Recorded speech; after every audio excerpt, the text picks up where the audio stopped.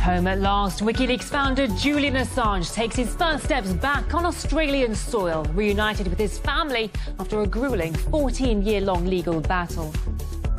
How does it feel to be a free man, Mr. Assange? Woo! Come on now, y'all. Anything about the body of government? Body of government. Well, that's after a judge accepted a plea deal struck with the US government, which offered Assange little choice but to agree. Australian lawmaker Andrew Wilkie slammed Washington for setting an alarming precedent. On US territory, a precedent was set for the charging and conviction of a journalist for doing their job. That is a really alarming precedent. It's the sort of thing we'd expect in an authoritarian or totalitarian country. After a 14-year-long legal battle, WikiLeaks founder Julian Assange has returned home to Australia and reunited with his family after striking a plea deal with the US government.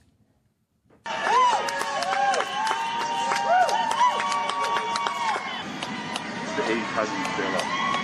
Oh, Stella there? Yeah, he's hugging her now. Oh. He picked her up in the air. Dad, he's hugging his dad. Kisses. Yeah, hugs his dad.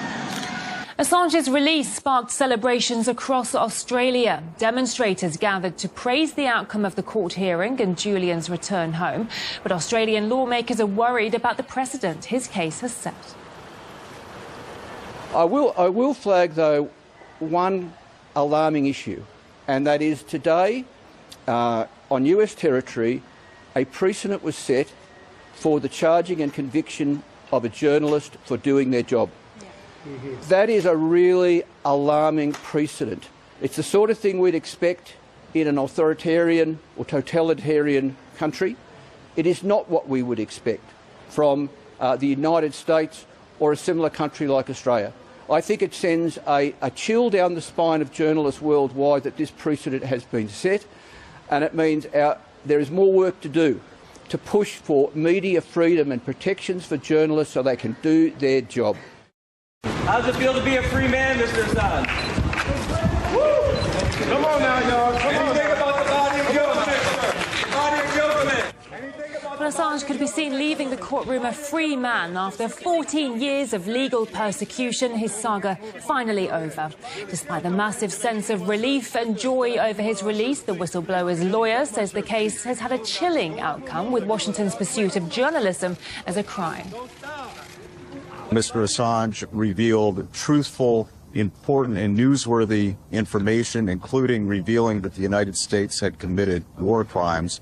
And he has suffered tremendously in his fight for free speech, for freedom of the press, and to ensure that the American public and the world community gets truthful and important, newsworthy information. That is called journalism.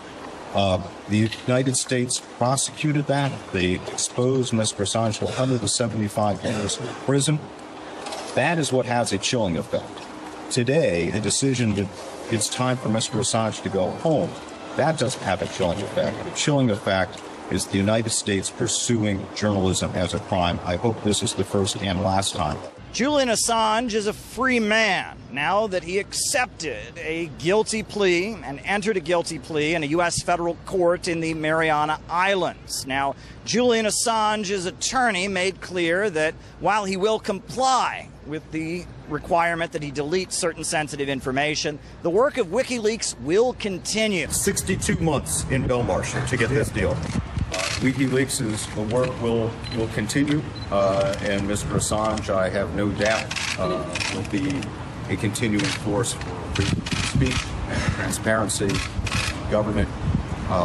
He is a powerful voice, and a voice that cannot be silenced. Now, in order for Julian Assange to accept the plea deal for time served, no supervised release, in order to return to Australia a free man after 14 years of a legal battle, plenty of time in a British prison, Julian Assange had to formally admit guilt and, plead guilty to a criminal charge violating the U.S. Espionage Act. This is what was said in the tense moments in the U.S. federal courthouse. Working as a journalist, I encouraged my source to provide information that was said to be classified in order to publish that information. I believe the First Amendment protected that activity, but I accept that it was a violation of the Espionage Statute. I believe the First Amendment and the Espionage Act are in contradiction with each other, but I accept that it would be difficult to win such a case given all the circumstances. It's been 14 years that Julian Assange has been facing off in a legal battle. And at this point, we see him on his way home after quite a bit of time walled up in the Ecuadorian embassy, quite a bit of time in British prisons, a long extradition battle. Now, around the world, many are looking on and seeing this as an example of hypocrisy on the part of U.S. leaders who constantly lecture the world about freedom of the press, the protection of journalists, freedom of speech, etc. Let's review everything that has happened to Julian Assange over the course of this 14-year saga.